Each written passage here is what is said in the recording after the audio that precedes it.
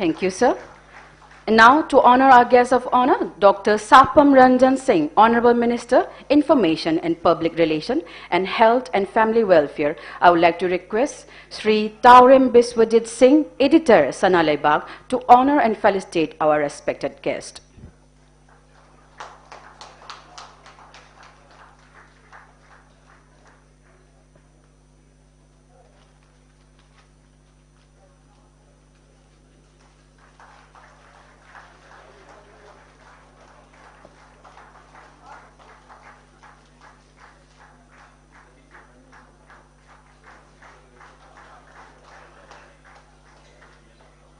Thagachari. Next, to honor our President, Sri N. Irabant Singh, Chairman cum Managing Director, UNACO, I would like to request Sri N. Krishna Mohan, Joint Editor, Sanaleibak, to honor and felicitate our respected guest.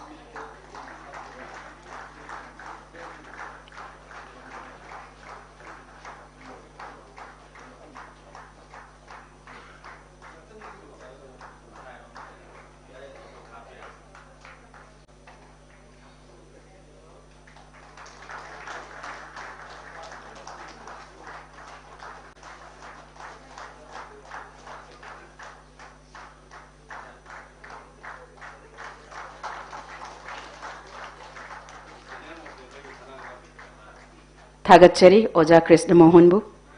Hauzik Makatana, Akanaba Mitunglen Karamuk, Ikai Kumnazabagi Tanzadu Lozage, and to do the honor of felicitating the guest, I would like to request Sri Hemantakumar Ningombam, Chief Editor Sanaleibak, to honor and felicitate our respected guests. First of all,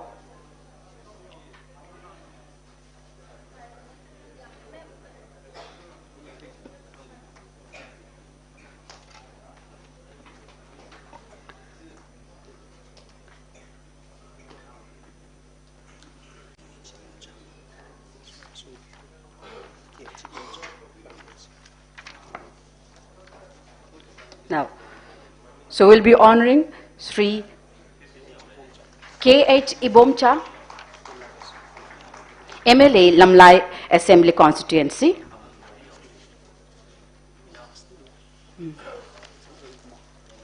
After this, we'll be honoring MLA Sri Thangjam Arun Kumar, Wangkai Assembly Constituency.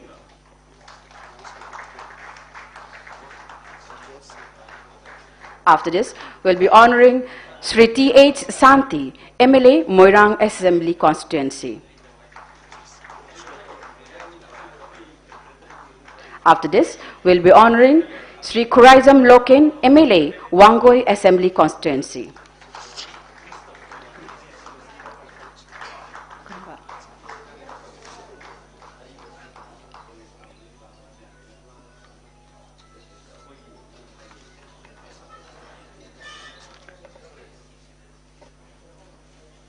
Makatarakpada amuk ikai kumna utchaba oina Sanaleibak Delhi gi hanagi former editor oina thaupu biramba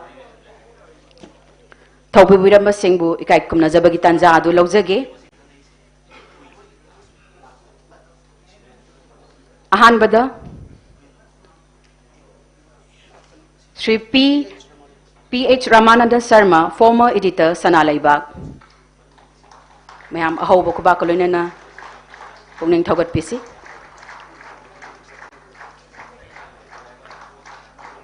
Mathangda Ikai Kumnabo Chari, Sri A. Mobi, former editor Sanaleibak.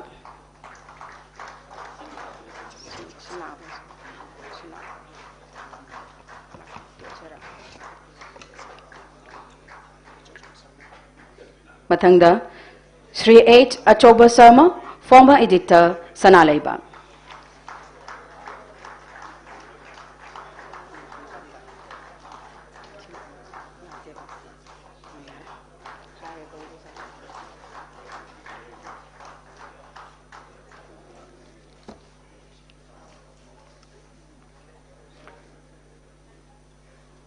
Thank you very much, sir, for felicitating the former editor of Sanaleibak.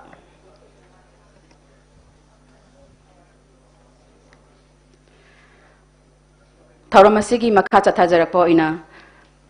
now I would like to request our chief guest, guest of honor, and the president to please light the ceremonial lamp.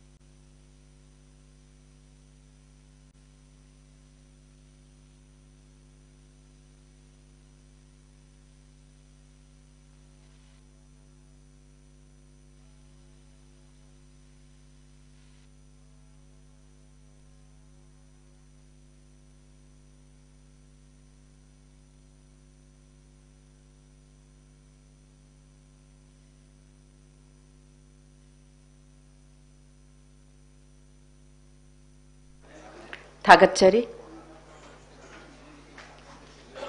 Kogi chief guest, guest of honor, amadi president na kogi ceremony lamp chukat pirabagi damakta.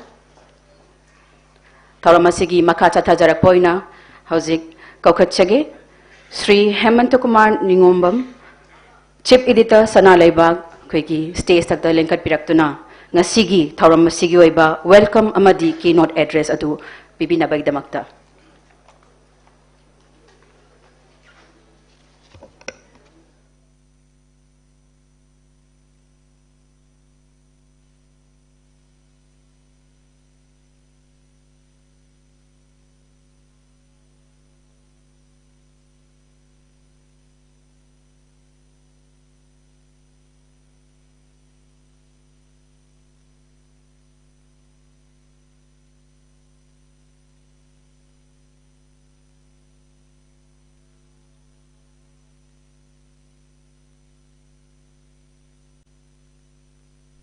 Sanaleibak pausegi sana pudong bagi thorum asida leibak ki sillaba thogai kaya marum thadok piram laga chief guest oina lengbirak liba ikai khumna jaraba chief minister mingoina panjarabada nongthumbam biryanbu ahan ba maktada sinjal langjari basingi maikai dagi taramna uksari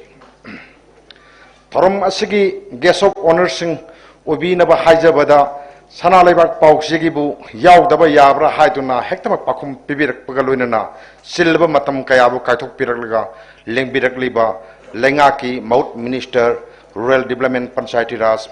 minister Shirik Yumnam Khemsan Singh public works amasung youth affairs and sports minister Govindas Konthauzam information and public relations amasung health and family welfare minister Dr. Sapam Ranjan Busu Sanaleibak pausegi maikai dagi taramna uksari aikoi pumnamaki himai sumbiriba lamjing lamtak piriba UNACO gi chairman kam managing director Ningobam Irabantabusu sinjal langjariba singi maikai dagi taramna uksari Sanaleibak pausena sahi yankhai mapung parpagi thorum asida saruk yabina ba hajarubada silba matam kayabu kaithok piraga harau tayamna lengbirakliba lengbirakliba MLA sing ming oina panjarabada mingsi yamdi yami adu ai mathang mathang adum panjage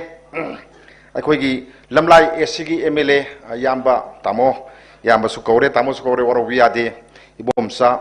adagidi aikoigi Parsoi Assembly Constituency gi MLA aikoigi mayamnadi adum keba sum haire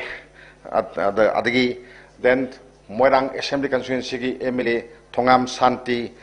adagi akoigi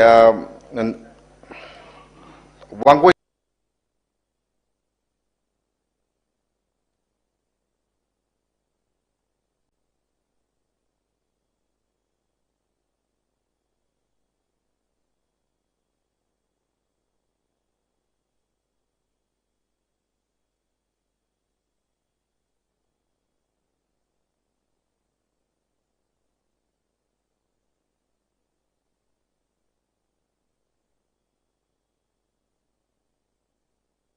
tamo movie hidang mayumgi aiga soba busu Sanaleibak pause gi maikaidagi taram aiga soba busu Sanaleibak pause gi maikaidagi taramna oksari masida sunatona pause asigi publisher amasung editor oibiramba hojikna aikhogi irakta leikidraba kaina khraba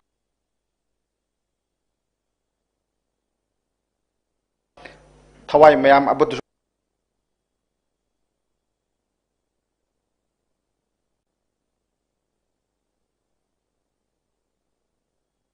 adusu pause asige maikaidagi ikai khumnaba utsari civil society organization singi lusing basing aikhogi media house ke editor sing amasung media fraternity da thabak tawbiriba aigi nungsijarba isleno khwai tarabusu pause asina ikai khumnaba utsabaga loinana taramna oksari Sanaleibak pause gi thawai hapiriba kalam listing amasung Sanaleibak pause na puthorokpada yan hanbo oina UNACO group sina paiba matamda lupa ama phawba lobidana advertisement tobi khiba hojik makti ai yoroktriba mali khogi film star anikhak amana RK Somarendro mayamna kaiku haina khangnaba amasung Gokul athokpam busu pause sigi maikei dagi taramna ukseri UNACO group ki members sing amasung thorom asigi damak sebau phangduna lengbirakpa khwai tarabusu punna suchinjaraga ayagna mafam sida lepsaraga ikai khumnaba uchabaga loinana taramna oksari Sanaleibak pause gi sahi yankhai gi khongsat nainarakpada atai pause kharagi puari matek pandaba yadaba yauri sanglaba pause sigi khongsat oibanina mahaka homin kaminarakpa natraga mamangda mayamba oina phonglamba pause kaya hojikti phongkhidre maming phawa takhidre manipurna India da tilaba matung istehut phangringai amasung phanglaba tungda political party kaya marum linkhanaraki political party sing asigi matamdu da sanabi ama oina mouthpiece oina nabagi damakta pause amam phong bahaibasi adum chanarami ngasigi mirolna kaw khraba matam amadadi mangal yamna nairamba prajatantra hariba sefong asi Indian National Congress ki mouthpiece oina ahan bada thorkhibani madugi matungda lanai miusingna paikhibani madugi makha tarakpa kumja 1957 da Congress ki party ki oina pause ama phonglaki madugi pause dugi mamingna Simanta Partika haina khangnaki mato asum tongna kumja lising ama samapan hompu humdoida CPI gi oina kholaw hariba pause si puthoki Socialist Party ki oina anouba samaj haina mingthonba pause ma phongki Sanaleibak pause su kumja 1973 gi November 28 haibadi ngasi gi numitsida Manipur People's Party gi akhoigi mouthpiece oina puthokiba pause amani akhoi ngasi Sanaleibak pause si matangda aim kainomta panjaramge ngasi aikoina pause dadi magi issue number se 78 ina ngakano akhoi 40 ga 8 ina thagadabane ba ko ngasi se ado pause si matam charami kamai charami kanda DC gi magi permit si yaurga pause adum phongba then adagidi title clearance na amuk lauraga title clearance gi makhata nam phongdaba then sumaina tauraga ata akon badadi khoi arena na ngasagi phangakanda arena gi makhata phongbani hoji akhoina pause gi mataida mana issue number na thai dudi akhoigi arena gi registration number si lauraga aduda phongbani na thabai wane bako adoga pause simakti ngasagi MPP gi horiba matam se masidagi phongrabani haibadi title clearance ki mamangda DC gi permit yauraga phongki bani na ahlamanna smaitongna thambirami hojik sahi yankhai gi khongchat si mapung phar adagidi ngasagi aina panjagi ba pause Sanaleibak si MPP gi mouthpiece oina lerambadagi matamdugi Congress Party gi sapu si yam kanba maramna ngasagi kamai torga masi ate party mayam si hingadagi haibagi port amalai matamduda Pan Manipur Youth League haba ama lerambasi ama kangbu ani thoye amana kamai togi politics ta politics sanga kanda makhoi gi su ihau haiba pause ama khaksi linkalai इहो हारिबा पाउसे से लिखले मतम खर मोजु सलाइरे मतुंगदा Congress party की ethyl से थिंगबंग नमनबगी दमकता regionalism की इहो सागतसी हाइबगी खोलाव अमा लाएबको खोलाव अमा लाखोदगी political party regional political party से मपांगन कलंसी हाइबगी पांदमदा MPP सिदा मसागी हुजिकी आइना पंजरिबा पान मणिपुर यूथ लीग की कांगू से मसिसु मर्ज तौरेबको मर्ज तौब मतम सिदा अखोगी एग्रीमेंट अमा माजर एग्रीमेंट अमा इनबदा इहो हारिबा पाउसे से मसिना MPP की ओइहोबा हाइरेबको अदगदी सनालेबाक पाउसे से मदगदी MPP की ओइखिद्रेब अदगदी मतमदुगी संगाइरबा हौजिकना नोंगाखरबा हाइतारे होगी चांदम मनिहार ममिंग लेरब चांदम मनिहारना सनालेबाक सि माना पाइहौरगा मदुगी मथंग मथंग अदम फोंगगा हौजिक फावबा लाखिबनीना आई सुमाइना अमतंग आई थमजरमगे सही अनिरोम चांदम मनिहारना सनालेबाक पाउसे सि फोंगगा लाय मदुगी फोंग मतुंगदा मागी मतम लुसलकपा हाइबा ताई मदुगी मतुंगदा अखोगी चीफ गेस्ट ओइबिरबा अखोगी इकाय खुमनजरबा नोंथोमम बिरेन मिंगोइना पंजरबदा माक्ति याम मुन्ना मसक खंबिरमगनी अखोगी लैखिद्रे हौजिकती लाइ ओइख्रे अखोई सयांग कुराव मखोंगदा लेबिरमबा अखोगी सलाम बसंतना अमुक माना मांगोना सिनरमगा माना सनालेबाक पाउसेसी पुखलगा लाखिबनी मतमदुदा फोंगलंबा पाउसेसिंग अदुदी यामना पुनिंग नुक्सिजानिदा हौजिकी आंगांग सिंगदगा वारी लिरुरदी यामना नोकदबा मओंगी पाउसेनी सुपनगी लेटर प्रेस नंबनी लमाई अनिखक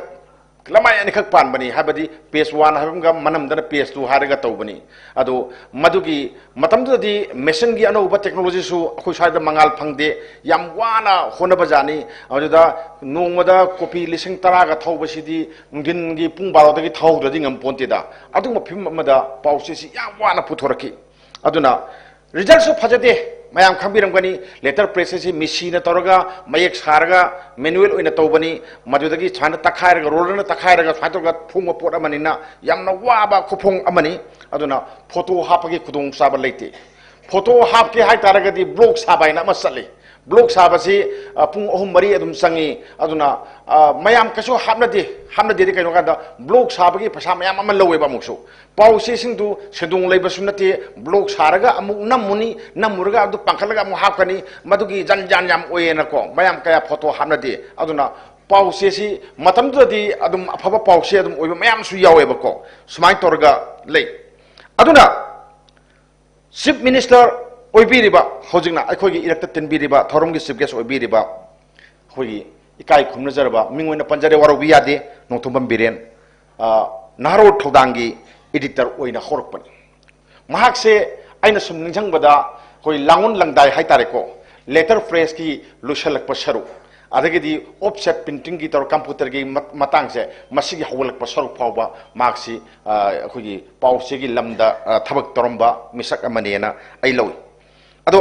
आइना ngasi निंसन पाम खक लई तामो वारो दिया को मतेम तंgai थगन तबजे थाइनगी वारिनी तामो सु कौबिरमोय अदुम थमोइदा मयक लाना लेहरगदबा नुमितनी नुमितो आइगी मरुप इम्पैक्ट टीवी की चीफ एडिटर ओइबिरिबा अखोगी रूपचंद्र जिमनाम रूपचंद्र की मागी हैंडसम हाउस नामा लई उजिकी इम्पैक्ट टीवी तौरसिकी मखासिदा आइसु थबा मगी लापने आई मतमदुदा प्रजातंत्र कनोदा सॉरी पोंगनफम पाउसिदा आइसि लेरे लेकांदा तामोसु फमग लेरम मासु एडिटरनी मबानी वारी सारमी अखोई हुमजी पुन्न वारी सुहाक साने लेपाकी सुम खनबा मखनबा जे कोई खनरमेबको खनबदुदा मालोमगी अखोजी मिहात हाइतारेको मिहात की थोपगी पाउसि तारे 8 असम राइफल्स की पर्सनल सिंगना मिसम मियाम मयाम अमा हालेसे अखोई मफम दुता ताय अदेगिदी अइना हौई ताम गातंग चलुसिरा हौकांदा माना चलुसि याइने हाय रुपना गाड़ी थौई तामोने तोंगे अइना मनिंग द फमे मोयनि ममांग द फमगा थौर चले अखोइसि मतमदु थौना फबा अदुम कौवेबको ऑनरेबल सेमिनिस्टर थौना याम फबजानी अदु पंगबगी थौना फबा आइदु ताय अखोइसि चले आर चले अदगिदी वारी साचान चली अदि मफमदु यौगदबा खितंग आइरा कांजिदाबको असम राइफल्स की पर्सनल सिंह को निपान सुबह असम राइफल्स की पर्सनल सिंह सिना लबी द खामे अदगी खप्रे खंगेबो खोजको खोइदी अदमाइ तोरकनी जो खंजु खंदे kami aduga maduda yengba asam rifle ki person sing na yengba mabit ngang na yengba adagidi nungmai si kat way ning jani da adagi akhoi si halu hai thun halu hai akhoi press ni hai ba press hoi su chalu sin halu thona pharma mayam do akhoi humje adum mamai lerga dum laki ko lai ko akhoi kaim hai gi deba ko adu kedore kaim hai dana thawai wana thawai nungai tana ningba asa mayam kairaga laki bodo madu ngasi leipak sigi chief minister oire akhoi mayam gi awaba punmak sing se mahak soidana khangani loi ugani maramdi mahak ai loina na thengnaraba pot amane bako paumi singi saitheng miyam gi awaba aduda mioi tara sigi ba ta gi ba mayam do mamli torpo do ugrabane ba pot se ko aduna mioi bagi hakki da makathuk laba pause na mana naharol gi thodang si pukalami ne bako smai tawdana leibagi wari do ai ningsing jabai wani da mayam da ko aduna mahaksu akhoi irakta tilami miyam gi thogal se makhal amra tawrmeba hojikti chief minister oire miyam gi awaba ko honba ngamgani haina thajaba lei aduna mangonda hojik chokhoi na thajaba thamjari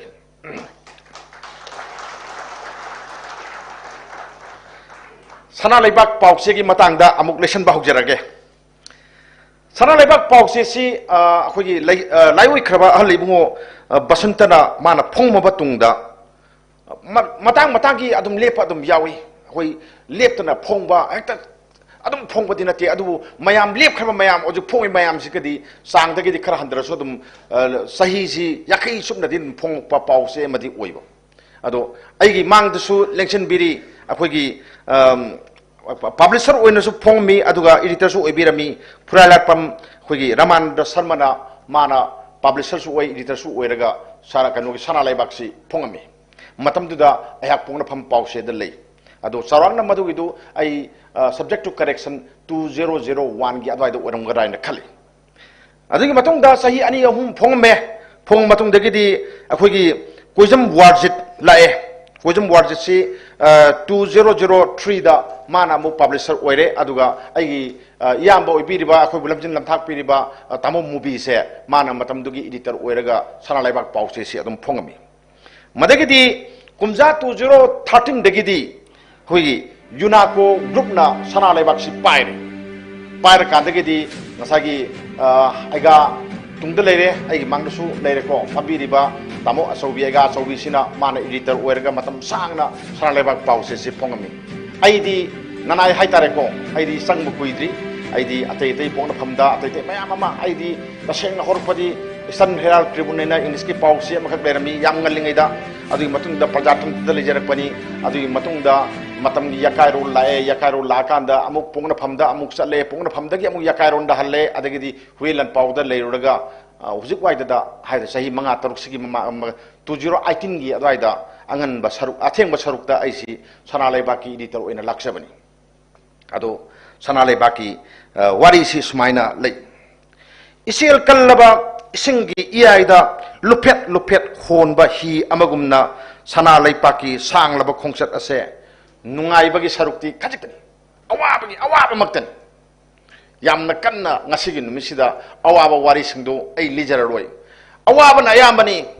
nungai badi kajikani kajiki nungai badu bhokta kaushallabani ko awaba si yamalaktana aduna kumja haitare mamangi sahi anihungi mamangda sandokiba COVID-19 gi laisat se masida akhugi pause sibu phongba tuodra aida nate atai mayam su khambiram gani pause si phongba lepadra haibagi phibam yogi pause pusalakpa chegi namnaba se material phangide then miyam da thinbangam de advertisement amta lakte tolokrai dipini awaba mayam do hojik su maduda wagi bado hojik phawa koktri hojik madugi saithengsi leireba ko aduga hojik na amu kamai tawre mamangi me ohumdagi kanglop ki irang thui kanglop ki irang se masi pause sing yam sathina sokrajani ko soka pause sing se masigi matangda ai mati amtang panjaram ge bako maruina ai gidi ngasagi kaino sini pause namna na bagi si pusar ko matang sine bako si se pusanna na bo hona basida adi pusan basi yada ating ba mayam ama lerak pusan basi yada banina hana smai thokane su thorang tawdi do koidi aduna laira ba matam di laira ba press oye bo hojida ina khula khoi wane bako lairaba oibanina akoi isana tanjaraga phongjo oina haibanina yam kan khona jabanina aduna si esi marang kaidabanina lawsun jahudre aduna ngamna ba khona ba yam khona iko khona ba sida atopa media house asobo media house sida ba ko si matum ani khatadi piu hai bokta piu yati ai thamo sokchan yam nungai te akoi marakta sobo ko akoi si mut khaganda moi nungai hoge haba kangu uma tawe ba ko kaim kaide madu business ni mai ngamna ba khona bani akoi chu adugi matau do khoi tum lawde ya da khoi chu tum lawe ba ko akoi pambai mayam amathi aduna akoi gi pau che tattana ba khona ba sida ba ko lamai nipan phongum ba se masidi ke dore lamai ohum mu handarga mu khangi lamai ohum da handarak padi mu ke dore plate se mu phangaktre ba ko madagi plate phangtab da gi mu color to bang amaktre color to ngamaktab da kamai dore black white mu phonge ba ko adagi lamai taruk torumbado lamai taruk ngamaktre ba ko sumnagi lamai mari khak puthoe ba mu lamai mari du bokta yagadi takai shetlaga yenjira na khale se leitabo leige haba phangdaba kaya da wa khram yong ko ado hojiksu madugi saithengdo loiba leite ba ko hojiksu leite akhoi hojina kamai tawre ngasagi lambi sing ngahak daga economic blockade ngahak daga ban tong ma mising na ko khulai oina sinai misam miambu mangak sammet laga ransom da thamaga economic blockade tawi masi condemn tawi masi yam sumdaba thong amane na aina lawje ba ko aduna se pusalakpa yade hojik aduga hanagi normal oringai matamdadi se kg amada se pusalapagi maman se lupa manga yaudeba hojingna lupa tara alu kg ama pusalaka maman se hana maman pir mamai maman dagi lupa manga oida melor siko hojing lupa tara hele manga hengre se pusalaka nugi magi aching manse somna khadar lakpa yadana somda koire hani numi humni sange hani mari sange hani maduna as angat phangna paisa si hengal leoji ado pausegi mamaldi hengat ki yati pausegi mamaldi hengat pangamde sini tawse aduga pause ba puthok pada ngasagi pausegi si dudang leina na bu hona badadi awa ba mayam ama mayok nei masi ai khakta nate atai pause mayam punamak sune ba ko aduna yam nungaite economic blockade tawi basi nungaite aduga ban taw basi nungaite aduna lemisi yam thuna hanganang bagi apam baduni ai ngonda lejerisi aduna akhoi mathangda lai lakcharabada akhoi pause mayam se manipuradi pause maming leba pause mayam loi lere ko mingoina panjare warowi ade pongna pham pause lere adagi sangai express lere den huyelan pau lere sena yam su phongi aduga masu mamen su phajana sangi moigidi offset printer ga gi mathakta amusu cdp ga tawdana yam phajana phonge bako masu phajaiba kaya da kalaksai Sanaleibak yang kalai moi matau du ukanda akhoi gidi mission se thaina war mamangi mission ne bako company na sagi draba sembi wa bada lau ya draba mission na maka khoina sina jari bako mission se hojik si hundu bada contract on bana tana pamba yam ta leita adugi mission duna khoi si ngamna da tawraga moi mayam ga hidana ba oina khoi si phongna na ba khona yebako ado mayam khamgidam gani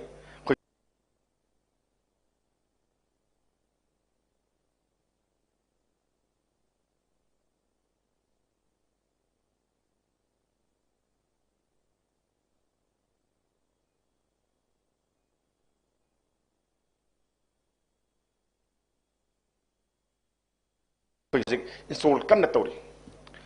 porompat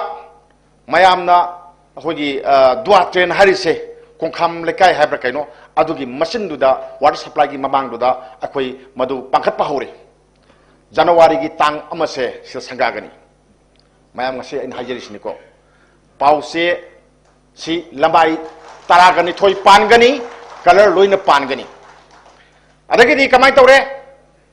Madus natana CDP ki mission was on the way later. Matangi tha hai badi December tha manung sida yorkani. Ngasagi aina collector ba pause mayam do madudagi ta da ba pause ama Sanaleibak pause oiragani. Siama ko. Hanadi kamai tawre ngasai hajer duniko pause pa ba haise masak phajadagadi pasu pa de bako pau phanayam phajar so masak phajadadi yade dana maram phanayam mo so akhogi masak thiba lisabisi nupa kanatani inde dana adumai tawdana akhoi pause se kaya pabiu yaram dabado hojiti kamai tawre yam thajaro ko mayam punamak akhoi circulation se 20,000 tamo ai se lising kun langtho eta manipur da ko ai kana first second third tabano ai hairoi adu ai khoi ahum suba phawda di khoi challe January gi tang ama sidagi horaga January tha se ai khoi lising kuntra yogani ai ngasi promise torga mayam do lauthomi sini ko lising kuntra yogani madugi thorang pun ma khoi loire thorang do ai hujikti haira roi ko thorang leire lising kuntra yorgadi manipur da phong liba matik mayai chelina loriba masing yam phong yin haiba pause mayam do aduga adudagi tadre ai hele di haira roi ko adudagi di tar roi se ai mayam da thamjeram ge si porsima aduna machine install tawre CTP machine yora ani then madu sunate hojik akoina hojik leijari bo office se mingi ka si wai bane bako ngasa bara hai koi lu mi londa da di bara hai assignment si wai raga bako toilet kan thi lei ponti da ojona wana lei gajani mi nong phado imana bu lakpati ikai de na bako ai office pham leti makhada una sen makhada una ye bako adugi phim da khoi ji pau se phonge hojikti akogi management se yam linge thawa yam yaw bi re bako aduna mayam hojikta ngaki mamangda honorable chief minister na miyam da utkiba saktam adugi poto adugi office building do ekoi sida uragani hanadi hindu hotel harami hojikti Sanaleibak tower na khoina maming onjare hindu hotel do ekoi plot oire hojikti maduda sariba office maduda semgatliba moong do ei mayam da hajaramge awang nungpok haige ko India gi awang nungpok state ta khwaidagi nanba amasung khwaidagi masak phajaba pause Sanaleibak no oiragani aina hajari se yengbiu kamai togi yengbiu boko kamai togi yengbiu akhoi gi vision yam yami akhoi gi mathang pai ka da thabak thorom mayam am su lei boko mayam am su lei adu mayam du aina loina mak ai ngasi di hair roi boko hajara roi boko aduna yamna nanba oirani aduna nangoi di kadore Fana phajaba pau iragasu madagidi masin exclusive news mayam iragasu maming salam daba pau se adum mayam ngasi aina live telecast tawrin ko mayam khambiro adum mangan naiba pau se ma ohen bang magani na ai hajari sini masida sunate pau se sing se magi pawmi sing gi tolop se haibada panbada yam ikai jani da khoi pawmi sing gi tolop se yam wai anna piriba tolop siga angang sing na honariba mayam se masiga yengna bada bako yam sanadi ado ngasagi pau si mayam khambirang mani do talaga sabadadi sumna kandadi advertisement su lakte government ki advertisement som to lakte wadi waro binuko government ki advertisement jam to lakte ba hojite kamai to kebo digital gi irane bako pau si phogi ba koi se kaidong si do ni jo khangde mayam se loin mak digital to ra kaidore internet se loin chat khre bako aduna pau si se hingan bagi tangai phadabadi leiyebako anna pau si hingan gi haitar gadi advertisement gi tokai ba policy ma sengmadamne tham da kaya phangan jige advertise phangan basina kaidore pau si hingan badanate government ki magi policy program amasu miyam da phangan bada asau mateng am oidoi natro ado hojiti kaidore festival so tawde advertise su lakti akoi di pura ture ji awa bane khoi tawrise aduna ano ba advertisement policy ma tawbiraga yargadi print media singse ai hingan ba sumraina ai simtang ai thamjani adagidi ai gi keno se and pawmi singi magi tolop se hujik mayam manipur da leriba maming leriba pause mayam ai sai panjagi duni ko pause mayam gi da leriba thabak toriba employee mayam do madudagi Sanaleibak ki pause gi staff ki keno sing sina tolop se moidagi tadre hujik akhoi tolop wang pire akhoi tolop yang wang pire anyway ai kitang tension ge kitang atuba leibana ngarang phokti akhoi hongtani ngang do se matam ka sangjira na hainaram bane ado honorable chief minister ge asan ba leiba male ai tension jage amaktang ga ai panda yadabam khak le hore ngasai gi akhoi gi pau se se yenthok pada mayam khambiram gani hawker sing gi thodang yam sawi hawker sing se yam nungsi akhoi ga moiga homin kaminar pani adabu ngasagi pau se ki hawker sing se hawker sing akta da khoina moigi thaujar da yenga akoina thabak toba yar toba matang yawre ebako masi hauna bini kaigino waro bino bako mayam waro budi yawirang mani waro bino inga siseng hajadis ne bako ngasagi market policy se to khai bamne hojiki matam gi market policies ni nawai aina ngarang na hadani ko pausi si electricity kita piu habada maming lerba pausi singduna si piu ya gi deba adu ka dore adu aina noi phati hayu aponte ba my policy ne ba madu gi do aduna akhoi so ka dore mayam gi circulation ji hengana na bagi damakta market strategy mayam ama tawe tawbodona maram oirakanda ngasai gi akhoi gi su akhoi gi agano gi tokhaiba hoklerdi nati akhoi staff oina thambani staff oina thamaga akhoi circulation gi oina tawba sinaba staff amasu kangu amasu akhoi thami madu ani si sanagum seba ko kaisu akaiba lektabra na kali kai no kanda akhoi reliance Mukesh Ambani na reliance to rami reliance to madu reliance to masi ko na Jio onto e Jio or kanda kamai tawre mana tha taruk se mayam da telephone su free da tawle internet su free da fee free da fee ko aduga madu ki saitheng mayam to kanana phangi atop farm sing na phangam ba ya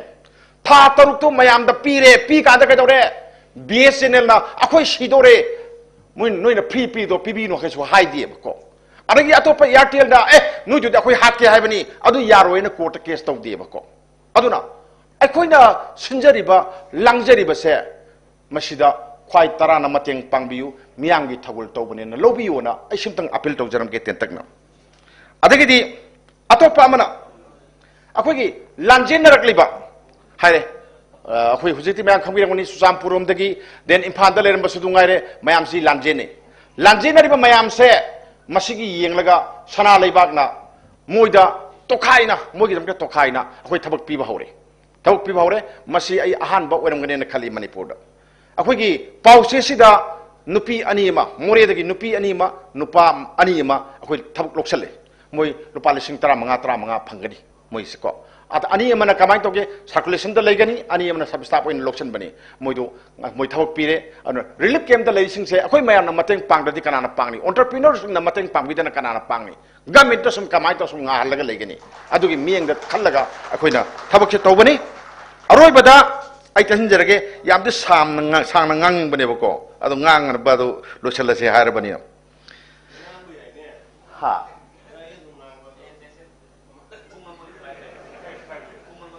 ate ngasi se simsa se Delhi sakadaba adu yumda su halaru hai saksu se sarani hai adu torga haladaba adu ai lo sinjarge aroi bagi bhai mukta hajaramge akhoi gine relief camp mayam hangi ko mayam khange lajena relief camp mayam hangi ko relief camp se gamen hangon ta akhoi pide gamen hangba relief camp hompu matoida akhoi Sanaleibak pause se lemna ahum piba yawi manga piba yawi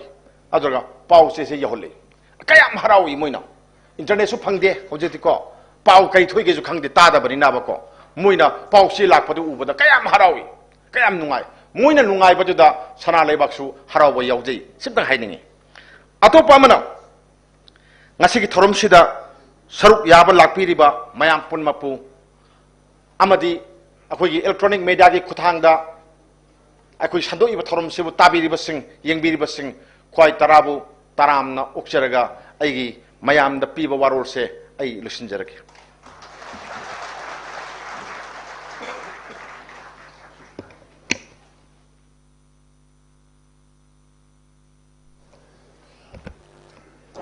Thagachari Sri Hemanta Kumar Ningombam Chief Editor Sanaleibak kogi marik chumlaba welcome address amadi keynote address tlanthok pirambagi damakta Marak thatna program asigi koigi lembirak liba akhanaba methunglen gi damakta koi hojik Sri Sapam Konjageshwar Keba MLA Pachoi AC da ikai kunaba pija ke bagaloinana hojik makha chatal poina koigi saknairaba actor anibu ikai kumna jaba dugi tanja du lojage mingoina panjarabda Sri Somendro Rajkumar Kaiku amadi Sri Gokul Athokpam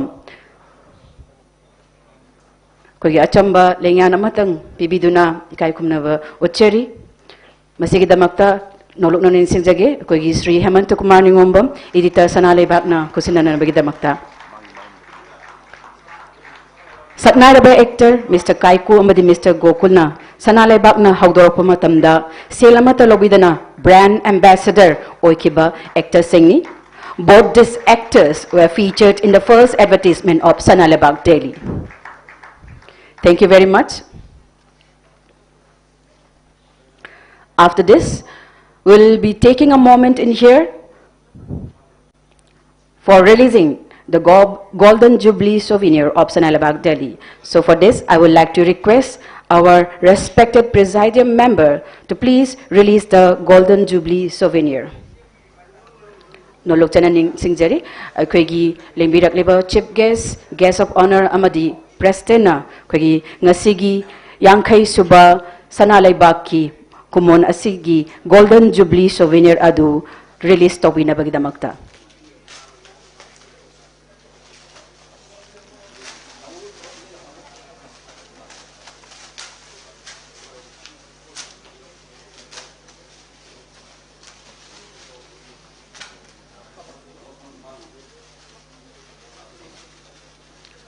A huge round of applause, everyone.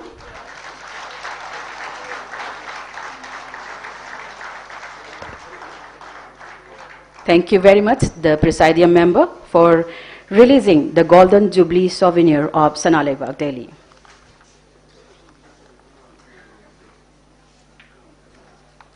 After this, we'll be taking a moment in here for distribution of jacket to the delivery executive and gifts to the staff of internally displaced person. And to do the honor of this, I would like to request the chief guest of today's function,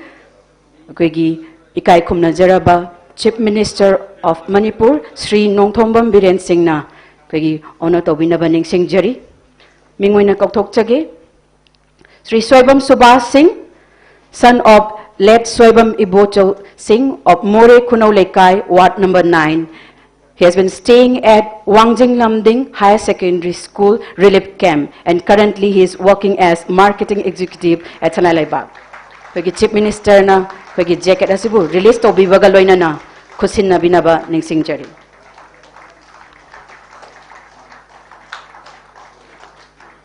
Mathangda Koktok Chage, Mr. Yumnam Sanathoy Singh, son of Yumnam Ibocha Singh of More Ward number 7, Turel Wang Malikai. He has been staying at Wangjing Kodompopi Sports Complex, and currently he is working as delivery executive at Sanaleibak Prest. Makhatana Koktok Chage, Mrs. Ningthauzam Brajamani Lema, wife of L. Ningthauzam Prameshwar Meitei of More Haino Makong, Ward number 7. She has been staying at Wangjing Kodompopi Polo Complex, and she is now in Sanaleibak Press as sub-staff. Makhatana Koktok Chage, Hanjabam Bino Sarma, wife of Hanjabam Ranjit Sarma of More Kunau Lekai, has been staying at Wangjing Lamding Higher Secondary School, and she is now in Sanaleibak Press as sub-staff. Aduga noluk na ning Singh Jari kwegi Chief Minister Chief Guest ono oibiriba kwegi makatarakpa staff sing asibu kodolpot pibinabagi damakta. Here I would like to call upon Mr. T.H. Udoy Luwang, Publication Head Sanaleibak, to please come upon the stage. Kwegi Chief Minister of Manipur, Buning Singh Jari, Kwegi Lengkat Pirak Liba, Miam Singh Bui, Kai Kumna Utpina Bagdamakta, Makhatana Koktok Chage, Mr. Hemant Kumar Ningombam, Chief Editor Sanaleibak. So here we have on stage Mr. Udoy Luwang, Publication Head. Kwegi Press Kilamda, Miamgi Seba Taubada, Choktaba Naidraba, Miyoya Makakni, Kwegi Publication Head on a Paibiriba. Makhatana Koktok Chage, Mr. Hemant Kumar, Chief Editor Sanaleibak. Leibaki, Taudang Kayada, Chauraba, Taudang Lobiriba, Kwegi Sanaleibaki, Editor on a Taugai Pubiriba, Aduga, Kwegi Sanaleibaki, newspaper circulation, the Lising Kun Hena. Hen bihan bagi namagta Taudang Lobiriba. Aduga Matang Koktok Chage, Mr. N. Deepak Singh, circulation in charge.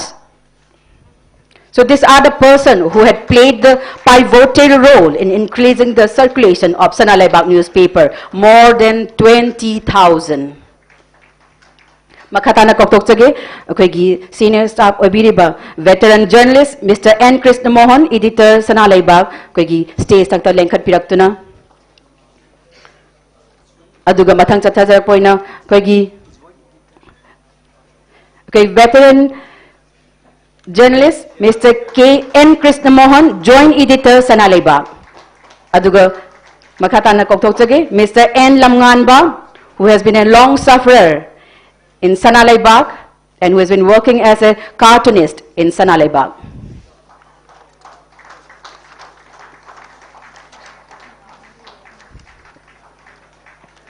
Makatana mo koktochage mamangi chahidasu Sahi 2022 da Manipur government apiba State Journalist Award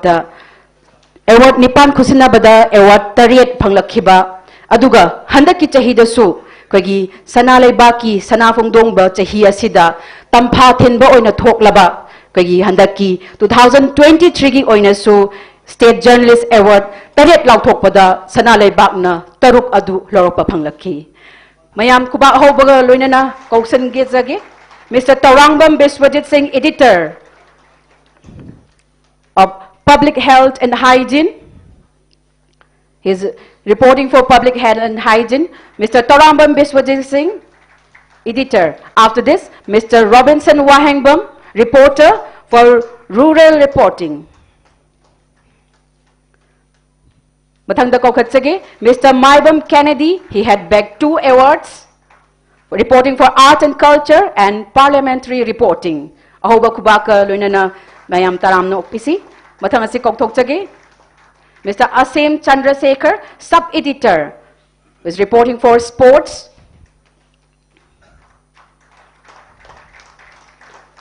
Mathangda koktochage. Mr. Moirang Them Khagemba Meite, reporter, Science and Technology, reporting for Science and Technology. Ngamkai laitana thagatchari akoigi Honorable Chief Minister of Manipur Sri N. Biren Tharamasigi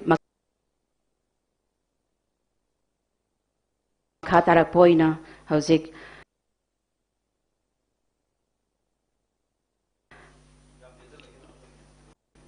Tharamasigi President oina oibiriba Sri N. Irabanta Singh, Chairman cum Managing Director bu akoigi Tharamasigi warol khara Thambina Baning Singjari.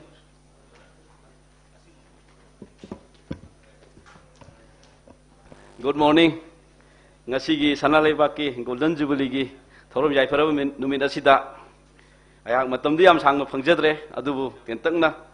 ngasigi chief guest oibiriba akoi punobu lusingbiriba Honorable CM Sri N. Biren Singh adugu dais lengsin biriba akoi Honorable Minister Singh agi mang dilengsin biriba agi yamba Honorable MLA Singh aduga Lingbidaiba koi Oza Singh, CSO ki Lusingba Singh, Senior Journalist Singh, Editor Singh, adu kolona intellectual ma'am, entrepreneur ma'am, advocate, amadi maru pa puno pu ikai kuno usari amadi taram no usari. Ngasi asi yam samna koi athu matam sinjagi ba adu kum program amakak ni adu mamangda ai yamba koi chief editor Hemanta Kumani ngomna Sanaleibak ki maramda marik chumna thambirame aina thoidok pa hainingai leitre mana ngang matungda amuk aina ngang bai basi aingon si yam lu bamasu oi adu ai tungda budi Honorable CM ngang bi gani mana ngang bada mayam puno mon ngai dun leibira bani hak su khangjai ai am tension jage Sanaleibak ki maramda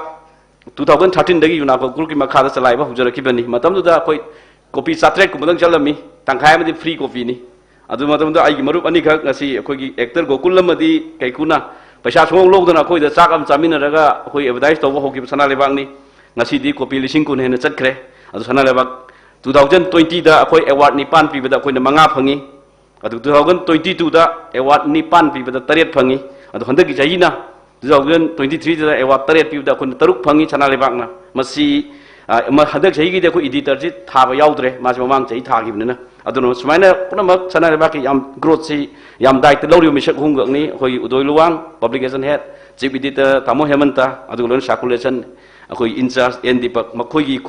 kujin thorang ding asi akoi si yobuni akoi Sanaleibak ki machine ji mayam na khabar ji pamaga pamaga jo koi yam nambang am de machine na tukti ari boi ba kan yang na thoba ya da ba adi color phajada ba technology ari boi ba na akoi ji nambang am da bani adu haiba akoi January gi date 1 dagi di anogo machine anogo office loi sangarani amadu da akoi mayam na Sanaleibak phajaba khabar ubirani adu circulation jo koi lesing gutra helagani na akoi asa tawi Sanaleibak ka taiga manadabada akoi delivery executive aina mayam hokar haina baduni adi khutang da khabar yan thokpani delivery executive akoi hoji khumdra mu leire khabar lising kun jena bidamakta adu sam lising kuthra yen godo di delivery executive sam darkar lei adu loina akoi delivery executive sama plus Sanaleibak ta mission man reporter DTP pula punjal laga staff yang khai mu lei adu staff sam yang khai mu leiba media house sam oidur bini masi manipur da kwai dagi hena employment generation toba media house sam oirin Sanaleibak ayang masimo ga thamjage aduga manipuri kasin kwa yaw nang hangai di kaksing da thobal da wangu da koi khabar ji pung nipan pan da phange theng theng pai adu mosi Sanaleibak lakpodagi di sak manana khoi pandam ji pung taruk ki manung da khabar phangan ba haibjini akhoi ki delivery executive sing si pung ayu ki pung hum dei thaba hawi ayu ki pung taruk thaba loichale kaksing thobal ro ga khoi na tongan ba channel ma tawraga khoi na matam da khoi ki designated office am da thada doini khoi khabar jing si moi nung yen doini adun hari pung ahum makai ki thabak tawba sida khoi delivery executive sing se lupa lising tranga gi chang da pi hari mayam si application mayam lak lai re khoi da application chatre chani par hen lai masdi khoi matik chaba mathong so khang da ba yenga ga khoi khara su kunnam kuntram lo gini adu emphasis te khoi relief camp da lai ri ba displaced person jing isi no marakta pi ba yabra ji hana su pi re tung da khoi masi pi na bhona jagani simaga haijage aduga akhoi ngasi as akhoi Sanaleibak natana akhoi as a businessman entrepreneur moina manipur ji uji akhoi businessman marakta su matam khra akhoi arang ba manipur charang na ba internet jadar sida akhoi lamdam ji thadu sat pu jaw nei masi matam khra king hakeni yam thuna akhoi chanti hanjalakani na asa tawi aduga loinana masi da akhoi bu sembi rei ba akhoi lamdam je ima Leibak manipur je akhoi thadu log chapasi phatena khali wara ju imani nungai ju imani akhoi na pi ngai da imai pani opiri akhoi na sawrakan da imai pa bu seba to akhoi gi thongni aduga akhoi manipur na sati oringai da ing batapingai da chahi me ama akhoi paisa tan da business mai pak na tograbani ngasi tha khara wabada akhoi na manipur ngai tre hekta akhoi ware akhoi gi loino da patti business to yaro heba jai masi asumbu khongthang na te na khali adu yunako gi damakta di warasu wadrasu irang leirasu leitrasu internet thingasu thingdasu makata na manipur da koi business to gani makata na koi investment to gani makata na koi chakot rang thabuk to gi gani asi ai hamaya thamjage maramdi akhoi na tokdana kana tawni akhoi gi mabu koi hundu ko yabla adu hairiba irang marak sida koi medai thobo irang sida koi jun gi tangkun tha da koi yunako college sangare discipline taraga marida arts and science punama koi discipline hangaga oza mayam recruitment tawdana koi recruitment to irang manung da koi irang manung da yunako group na daki mi sam yang kai chani mi ad recruitment to grabani adu we are continue to invest in the manipur makhatana adu hujik chu koi honorable cm na ngasi si koi net fee north eastern development finance institute ka khusam na raga yunako group ka pulaga mamang da di atop state ta tawbone koi assam da tripura da mizoram tawbone adu handakti manipur da koi makatana loan piba horani loan ji maming net free micro lending scheme kawi hairi basi any business to mi amana enterprise to mi amana MSME to mi amana lupa lakh amadi ani bhaksi khudak ta che chang kem chang dana security amag yaudana loan pi gada loan ni akhoi ga net free ku samna tawbani hairi ba pandam se akhoi na march pagi manung da mi lising amada loan pi na akhoi pandam thame manipur da makata na koi loan pi gani simaga ai hajage aduga masi akhoi ngatra pi bangam banate net free ku samna tawgada bane yuna ko ngasi ba boda manipur ge miyam no isa mi lang ma gi matakta koi loan pi gre karo lising amena koi loan pi gre ngasi ba boda koi loan pi gani aduga aina hajaning boda ngasi koi bankari sin ma mayam na national bank sing na manipur da irang phate haina loan pi baje kitang hesitant oi ba pining da budung tawe masi laibak thi bani economy je monu revive tona ba amona fagalak na ba normalization hak na ba business amu hanjalak na ba loan darkar le ayam ba akhoi gi business tawjari mi mukhutta entrepreneur mukta paisa leitre bo revive to ge bank da paisa yam le akhoi gu CD ratio akhoi gu 60 dai da haida grabni akhoi deposit ama da le bank da bank paisa leite ha bani paisa yam le aduna manipur gi miyam da amona loan pi na ba bank gi sinau mayam na sarkar na su masi mai unjan da darkar le economy je revive to na khoi sai ta gi de khoi to gani hai je ak thamjage sigal loina na economy meri sustain to no hona bada growth na tana India boy gara manipur boy gara sustain to no hona higher education darkar le higher education jaw don economy sustain to ga yaro adu manipur gi koi 11 12 le matung da manipur da college sam yang kai gum lei si manung da graduate tambi ba college sam tara lai le mo ri na koi engineering dental leiba adi nursing college ni si college me amjin manipur da chahi ma da mi lising kun ga manga graduate pass to hole adu laibak thi ba hai ga tra koi university ani khak lei jai DM College University ga DMU ga koi manipur university ga university ani sigi chahi amagi intake capacity moina lobang amba angangi capacity lising ani changwa ka tane lising ku manga pass tawi lising ani changwa thena koi university ani jin loksan bangam dev chai gudi 10% ka tane adu lemau ribo 90% ri koi master tamba phangde 10% mapanda satkani khara mdi lai rabam di tamba phangdre manipur university da yamna mina tanaba department khara di department ki seat yang kai ga logo da mi changwa application la e masigi oho ba here du singi yam saw oho ba malai khoi state sida masi yeng jaraga yuna ko na koi guwahati to ba private university mam lai re yuna ko na koi athu matam da yuna ko university ma lingkhalagani heb jai ngasi mayam ma khunda thamsai akhoi ni hekta tong lingkhat lenge building sarga hekta koi university chalai ba banati khoi ti maru oi badi state cabinet approve to basangi state assembly de approve to basangi aduna ne sing honorable cm da ai yong ta hana ngango we ngai bi ko request to rije honorable minister ma'am lingjan bi re ai yamba honorable mla ma'am ni lingjan bi re state assembly cabinet ne assembly approve to daga di UNACO university je koi mangphau no ba yaroi ai request to jari ai honorable minister ma'am da cm da koi UNACO university lingkhan na ba koi plan lai jare hai koi bo soidana ba ki guidance pibiu blessing pibiu koi khara makai di hona jage imalaba manipur gi makta sima hai jage loisala pada koi gi manipur si afaba doctor engineer amadi marang kaina lai advocate ngana kaina lai adu akoi walo baira gadi civil service maru na IS IPS adi bank da Reserve of India da income tax da akoi gi mi sing yang wat lep masi awat pa je honorable cm jo dum fill to bi ben peter honori sigu mayam si akoi ju mateng pangjan bo na sarkar na to bosida yuna ko na athu matam da akoi gi advanced coaching center ma akoi civil service kuma thana ba bank pi kuma thana ba du coaching center ma akoi likhalani asimu ga ha thamjage adu siga loina na aroi boina ngasi hol si lingjan biriba punama honorable cm lising makada honorable minister sing honorable mla sing cso gi lusing do sing media gi koi editor sing entrepreneur sing intellectual punama akoi loina sure akoi loina pullaga loina suraga japan na second world war da sokthar matunga amona safalaga prithvi kunama joy to giba dumaina akoi gi manipur su soidana maki imalebak manipur se amona safarakini amuka ngalakini santipurakini chaukalakini matam duda imalebak manipur se sanalebak manipur oirakini ebadai masinda ga thamjage mayam aduna akoi puno gul sing biriba honorable cm ai ikai kono sari hangatsari puning wakhan marakamna makalamna thonga phana akoi mayam gul sing biyu mayam puno makse tung indagi cm sar leijarabani masigi loinana masigi lambi sita Sanaleibak na eje yamna maru oiba leading media house amoina magi lobom thokput tawdang leibak ki dmukta fanaba tawdang do adu louna ba sem saduna leire haiba ya masi wafam ji thamjaraga punama bu amoni kai khumna busari paramja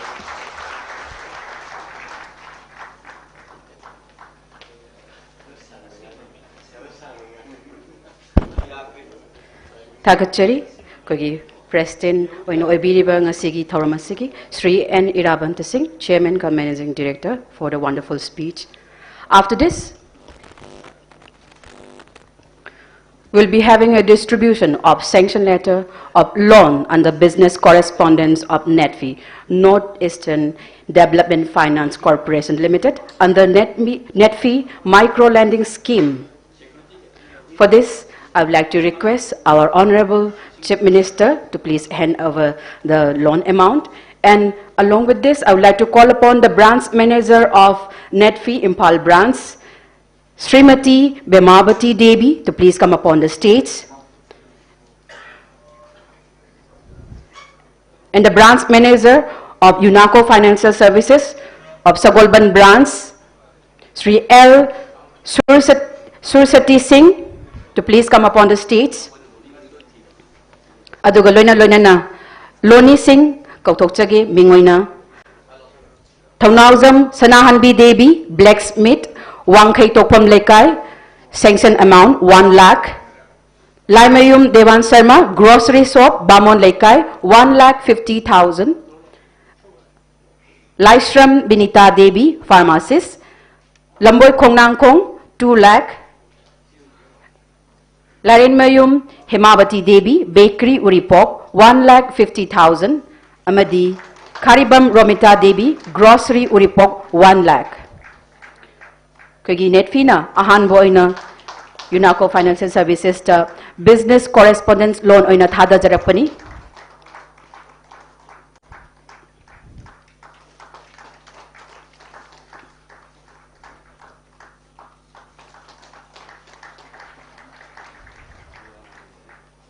Thank you very much, sir. Sigaloina na akogi ngasigi chief guest oiriba Sri Nongthomam Biren Chief Minister Manipur bu koigi function asigi wafam katang phongdok pinaba nixing jari.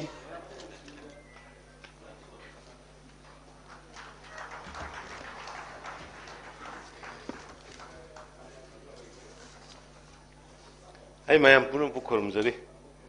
I di hai bani da koi kanoga da iraman taga heman taga da. I yahon ganu. Manam di program se chila akana mayam ningbu thungoi hai. Suddenly kanoda akoi Delhi da akoi yam sok tok chaningai ni. Koi INS Imphal akoi gi worship to. Bharat ki sarkar na akoi gi Manipur gi Imphal gi maming da worship ama maming tholaga piba loire huje adugi launch to godaba adu Union Defense Minister na direct nang lakane hede shu yoge hena Rajnath ji na yam runu su to wi bani adugi sakadaba adu da ise emata na yawro ro ge su ira banta na sai do ni hangang ne na anyway I mayam waro bi ade inconvenient khar thong ni mayam da su very sorry. Sigi yamna nungai ba koi Sanaleibak ki sai yangkai surukpa gi pangthok liba thorum sida daijalengsin biriba Honorable Minister Sri Y Kemsan aduga Sri Govindas Ranjan aduga Prasai to biriba eginau irabanta kogi sigi unakogi aduga Sanaleibak ki honor adagi mangdalangsin biriba Honorable MLA Singh ai amama moina hajarorige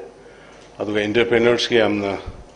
business ki success hoirba gi am tadabli hoi koi mayam rajeno shiyawbiri university ki adagi atai somda civil society organization ki leaders sing mayam yawbiri editors sing paumi mayam aduga government ki officials sing media ki actually now aduga live thai hai live to yang biriba lamdam sigi praja mayam punama ai kai khumna buchari ai matam sangna lujuru ge paumi gi haurak ai ngasai hemanta na wangang thokko da hemanta nang pharak tarakani ko nang keno ina discussion awar gi type torkani ko nang torkan ko na ai hana hafet hammi da haibe adama kitang di yaurag loi di yaurag sigi akoi India gi ngarang siam ngai akoi Manipur gi praja am sunu ngai rangani akoi gi identity ma leitena matama wana mina nokna rag leirambada mapan challe kainom irura se sidi akoi noi mayek lei brahma akoi Bengali mayek ni kainom sanabi toro se moi ni ngai nokna ramba mayam dang sidi akoi ngarang akoi keno da akoi gi Indian Constitution te du de akoi mitei mayek na akoi phong dana akoi ada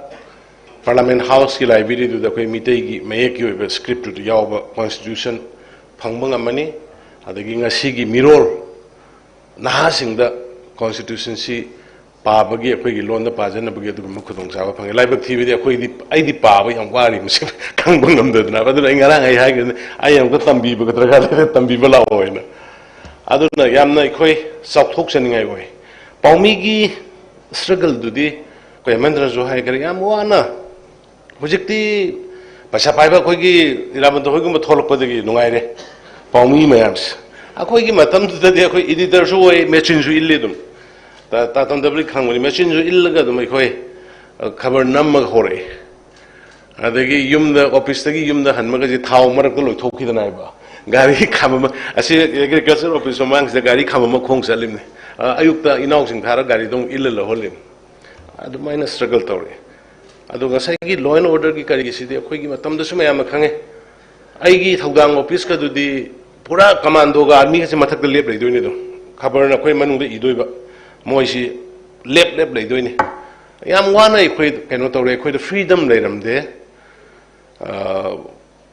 hekta yamna keno ma da lei ram hai tare khoi kitang yang ka he ne irubu yaroi ado hemanta oina ka phaw yer si khoi yo pon de khoi jen sangona minang sang diu si ba wali ba sai ga wali hai bani ado sai bu khara maram cha san sa yo कैसे कायदे सही कदम नहीं criticism दरकार नहीं criticism suggestion advice अदुनबु democracy ने Indian democracy फजग्र पोन शिव महादेव की family Yangon फजब लिंजु लेनी लिन चाबो तिनजु यावनी अदगी सामुसु यावनी लोइना थांग यावनी हिंसा यावनी just tolerance अदुगा खगी inclusive से याम फजग्र जाने अदुना आइना मयाम दाइना हाइजनिंग मणिपुर हुजिक वारी मणिपुर वारी सिकी मरम सिदी मयाम अखंग हाइ मयाम सु याविरि हेना खंगंगनि 1962 दा ब्रह्मागी अंतरेस कोप तौखिबगी मदुगी मतमदगिने अखोई अदगी अमुक 98 civil disobedience public uprising neighbor country da tawgibase ai khoi se careless oiba warung gum si ko khoi careless oi zahi tare thundak pase kuidri ba 1819 or 1826 tane be khoi na zahi tare kuna poloi be sahi chani phadri loi kok thoge ta pura Pang hang a thame, Loy Kautok, say Jani Padriba, Satiba warm. I call you, Loy Shanget over Portama. I call in a cock two rail. I do cock Topogi Mapanduna, Loina. Unrecognized village 996 of Hagirani. Others a particular district, any home cooked. Others, what is the Mayamaru we know? Nai hand the bear, Nai Hantoga, another fan the bear. Some Nai hand the bit, some can search Shubang, I got them lane shaded. I quite know why to do. I quite being a nationalist, I sadding a I am clear over Masamu, Tik Papa, Ima, Hanagi Maleva to the miner. I thumb upon me. I do by thumb upon. Haying Gong now can on trock on the plop kinder give the not some manung the sarag mapan, the didum personal labor. Manung the law in a 9 and salary and hang plop kinder give Maleva to the quay. No, you call him at the Hanum say. Aduna, I say, Apilum Tony, Libidi, my ampunam intellectuals, civil societies, Kanagi academician, Kanagi politician. I quite jointly put a song besang. Issues come in a besange, other solution come I put at the gate so I could put a come in a besange. A quay who never met a matrific. A quay masengi, Marakta, so me even a soy the Bungamoy, land the Bungamoy. How give the Lalamasu, Viziki Lalamasu, Matupunamak, Youngson, Usanadana Tamakana, a noble Irama. A quay shambamatam, Yorena, and the minor filterway. Aduna Mediana, low river roll. I am no matter when you covered thing and not only. Sigi Pochi, so quite freedom of speech. Hoi, Madudai the freedom of expression, freedom of praise, lady, my am say that a hen bakari or Puduna, a hen badugimagi, low number nine at Tabaktojini. Not the in general, this minor thing in a cotton Togusima, yam no idea. Adunamasi, I know so a ngarang, Kangpani, Masigi. Thingy of Colibsiam to Nobody Sarga, Loishan of a hang and of a toxi, Hayden Maduma. I know so I can't say another thing the apple tokre, and the little gills, and the Amzugi Labiri become good so. Honor be getting a sea, Yanks, Yanama Porcane, it has a belay. At the Gamana, a Kuyuki, Unakogi, rather than a high give the Yam Sumbani, Madu higher education, a Kogi. Isa sing now sings the pin and about the competitive exams in the Yawang and the Nabasik. Adu the Guinea Quena UPSC Hana virtually coaching class hangambani. Adu Gimatung the direct Adagi faculties may have Poragas the direct coaching class data holise UPSC Ate national level gi exam yawning busing and Hujik Unakona local labor steps I am appreciate the way. business ki khatna natna education gi lamda hujik tasu university gi lamda pan khiba ya akhoi government ke nam haijage akhoi government afaba torpa khuding mak tai khoi ngasi bawda no haidabani ngasi bawda afaba torpa last 6 years ta ubirangani last 6 years da akhoi manipur se kramaina change to gi ge se mayam no ubirangani police ki moral kamaina change to gi ge se mayam ubirangani matamam da commando panya ponte pung taruk ta da phikau lupa lising manga hapaga lambi chane ram potin fact ngata ni se reality ni koina tawdi habi aro de pon madu puna muktu police hojiti marup oimen praja ga marup oina na people friendly well last 6 years drastic change ni koi de police aduna underground singi problem almost last 6 years ta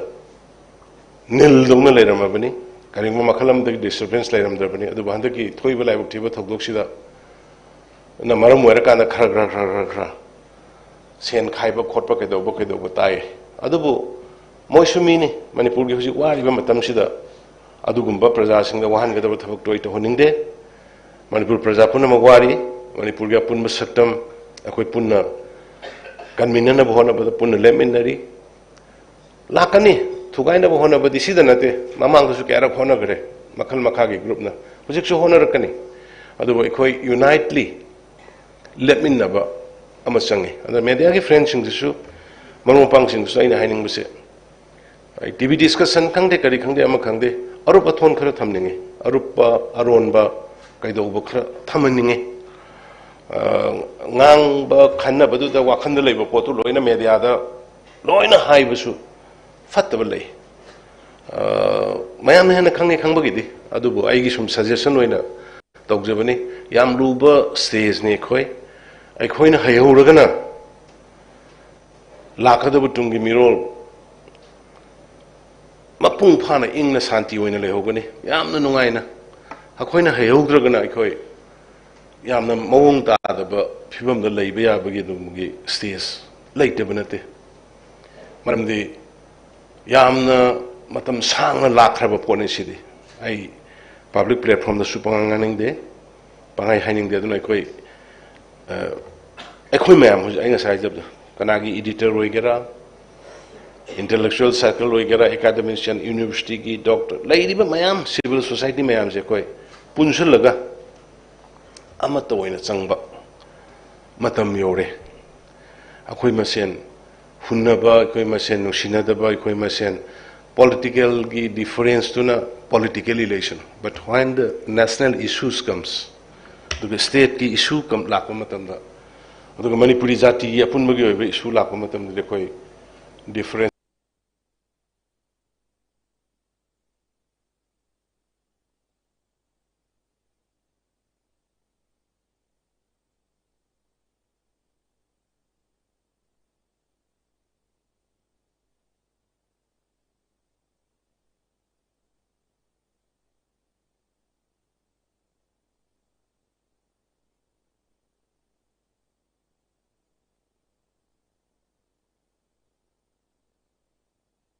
later so koi leitan bangi performance uruga leiramnina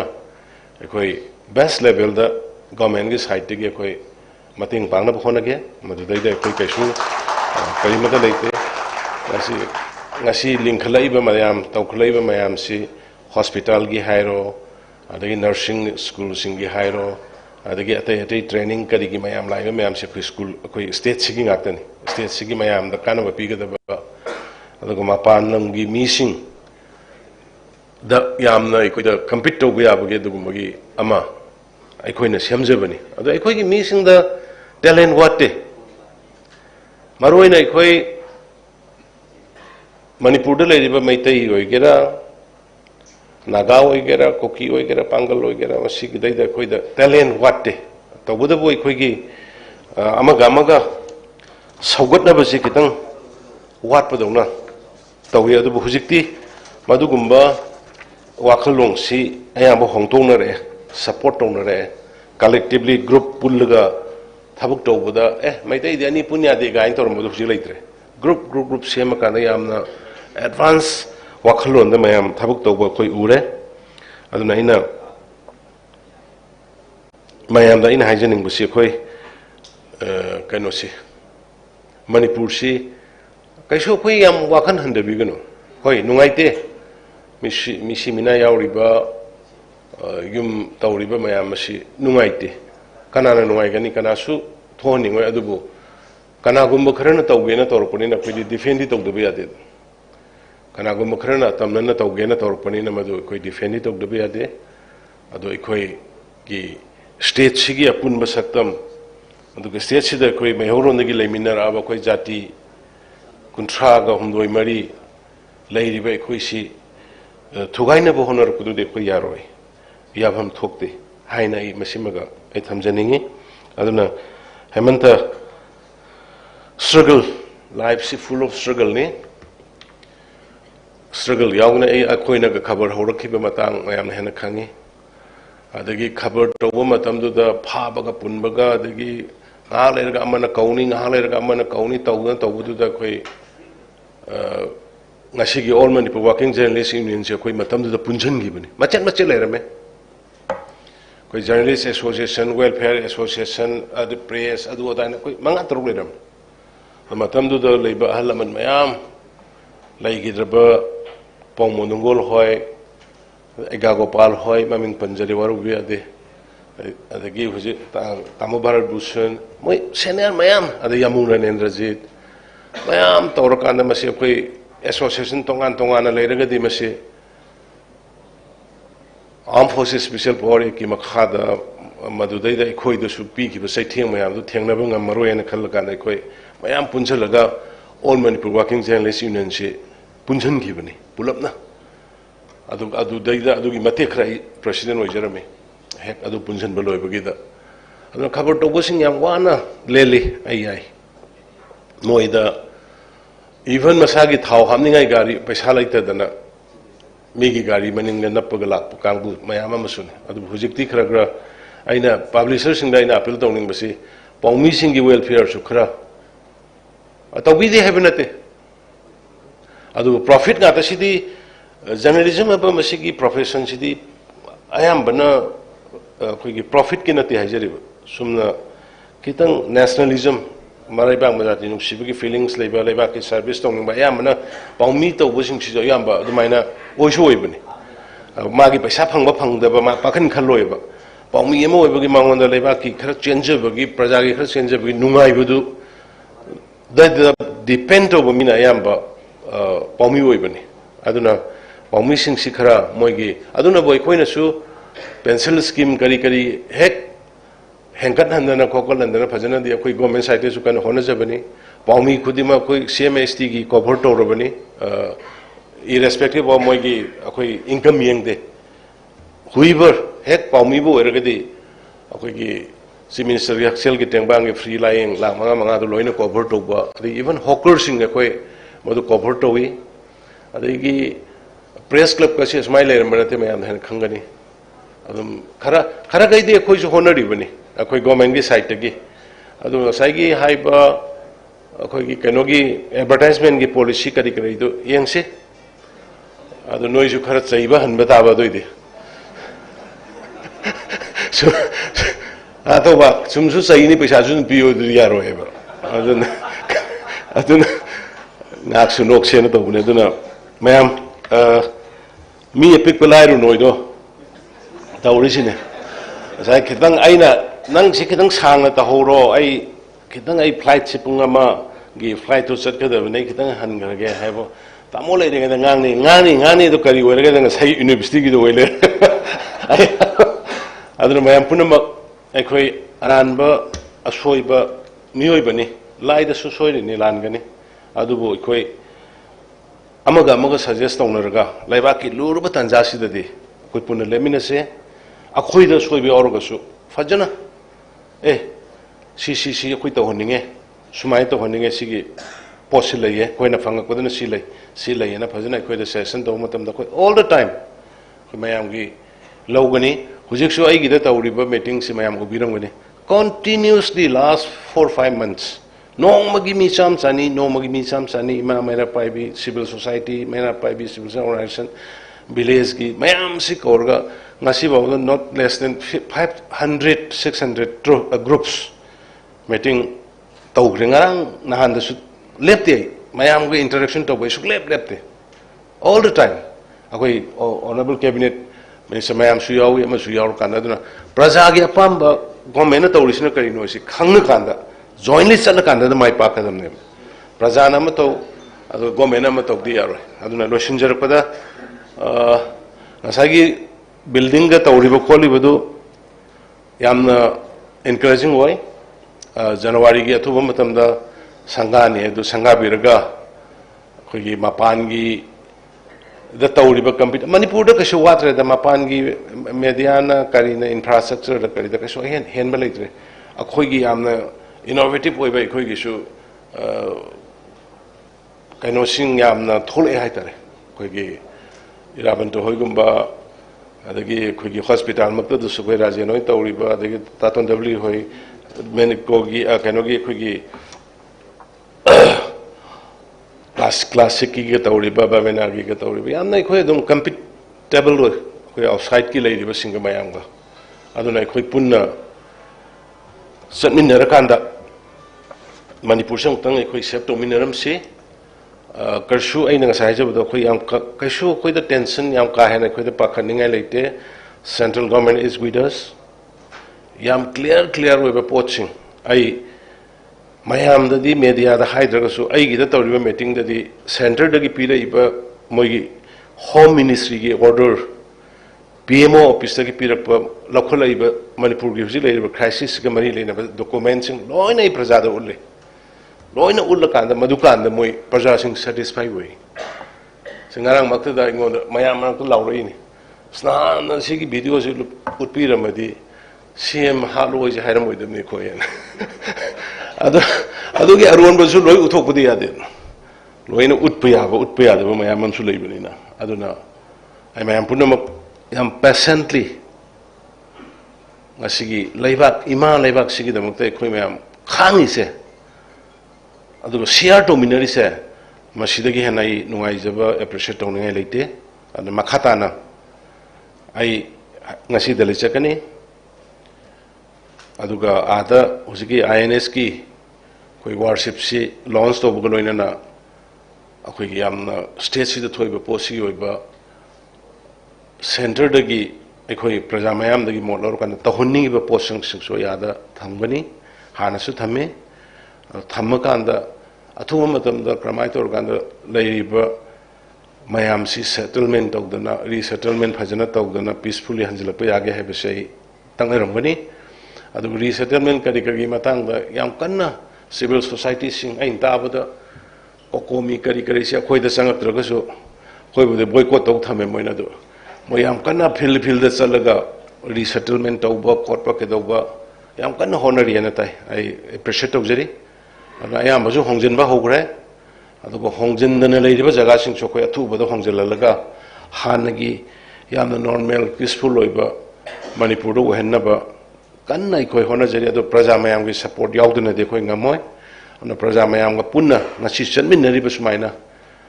khoi chatminna si ana haijaraga matam punna makta khoi kainogi Sanaleibak ki mangoloi bio Sanaleibak na farak pai se manipur pumba gi phabani aduna shona matam pumba sanba wishnu hairga mayam khurum jari mon jai hind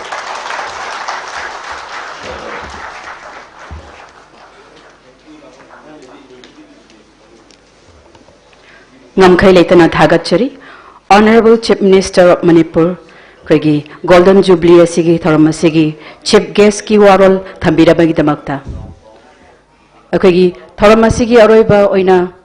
Kwekotokjage, Mr. Taurem Biswajit Singh, Editor Sanaleibak na, vote of thanks, Bibi Nabagidamakta.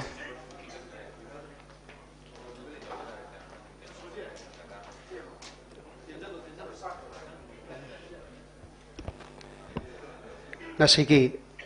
November kitang kuntaret kumja lisangani kulumdoy yai paraban midasida Sanaleibak pauchegi Manipur miyamgi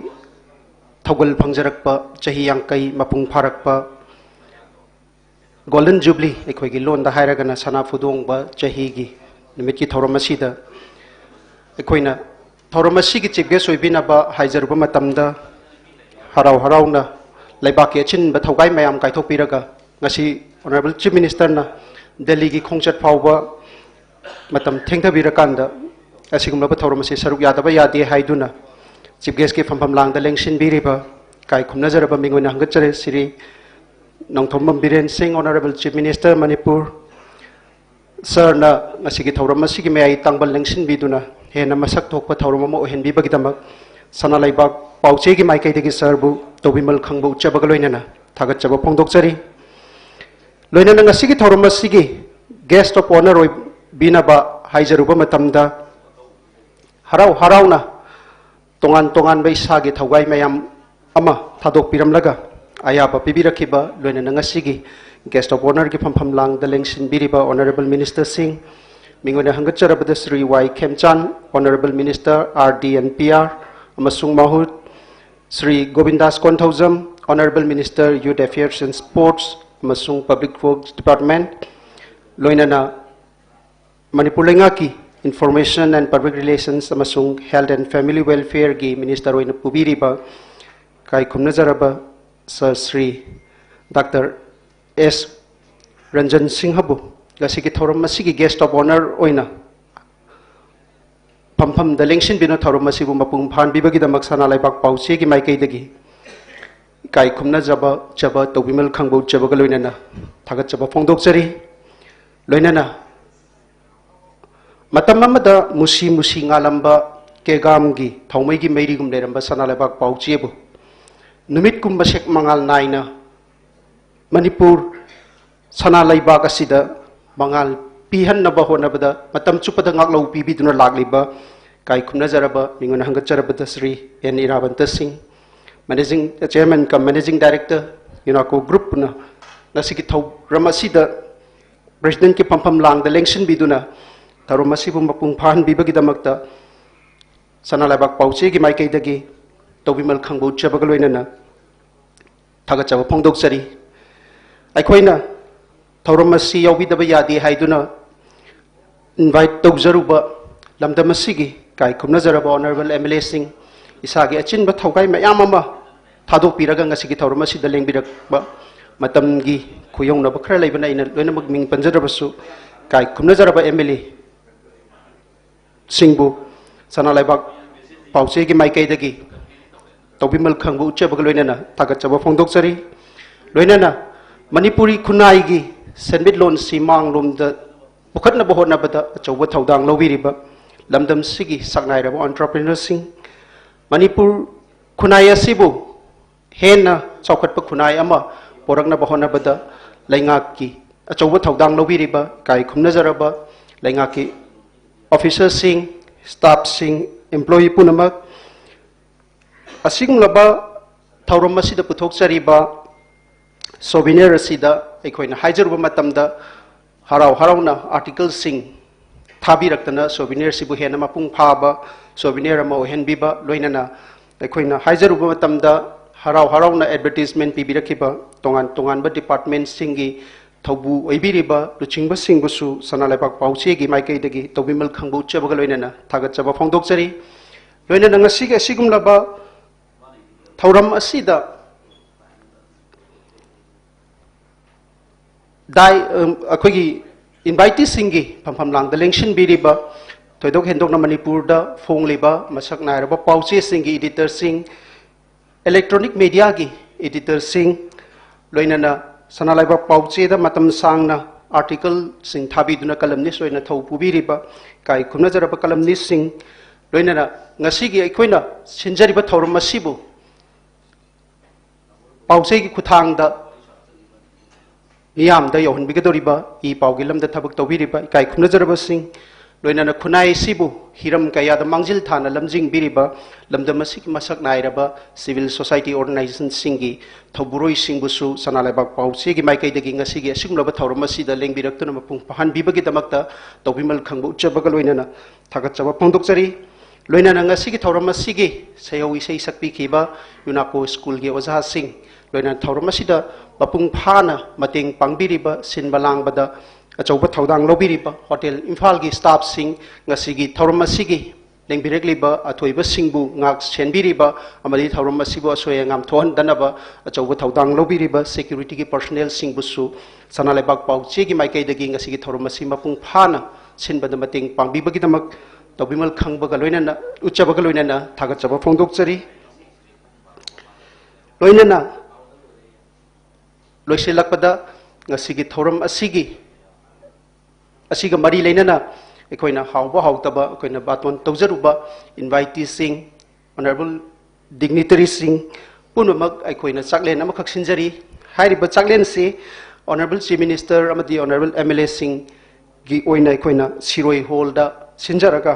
लेंबिरकलिबा ख्वाइ पुनमकिना अखोइना हाइरिबा Sangai hall असिदा अखोइना चाकलेन से सिंजबनी